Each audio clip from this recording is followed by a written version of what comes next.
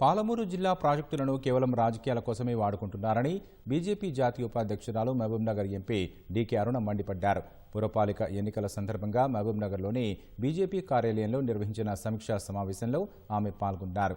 గత ప్రభుత్వం 10 ఏళ్లలో నెట్టెంపాడు, కల్వకుర్తి, భీమా, కోయిల్సాగర్ వంటి ప్రాజెక్టులను పూర్తి చేయడంపై కేసీఆర్ దృష్టి పెట్టలేదని అన్నారు.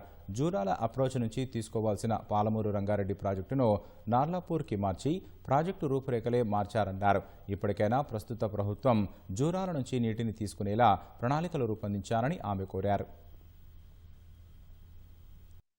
కేంద్రంలో ఉన్నటువంటి భారతీయ జనతా పార్టీ డిపిఆర్ వెనక్కి పంపిందని మాట్లాడటము అంటే బట్టగాల్చి భారతీయ జనతా పార్టీని ఏసీ చేతులు దులుపుకుందామని ఏదైతే వాళ్ళ దుర్బుద్ధి ఉందో ప్రజలను మళ్ళా మోసం చేయాలనుకుంటున్నాడో అబద్ధాలతోన కాలం గడిపినటువంటి కేసీఆర్ మళ్ళా అబద్ధాలతో మళ్ళా బయటికి వెళ్ళడానికి వచ్చిండో దాని పాలమూరు ప్రజలందరూ ఇలా గమనిస్తున్నారు. రేవంత్ రెడ్డి గారు మరి ఇప్పటిదాకా మరి పాలమూరు రంగారెడ్డిని పూర్తి చేయలేకపోవడం, దాని మీద చిత్తశుద్ధి కొరవగవడం, మరి జూరాల ద్వారా అప్రోచ్ ద్వారా నీళ్లు తీసుకొని ప్రాంతాలను సస్యశ్యామలం చేయాలి.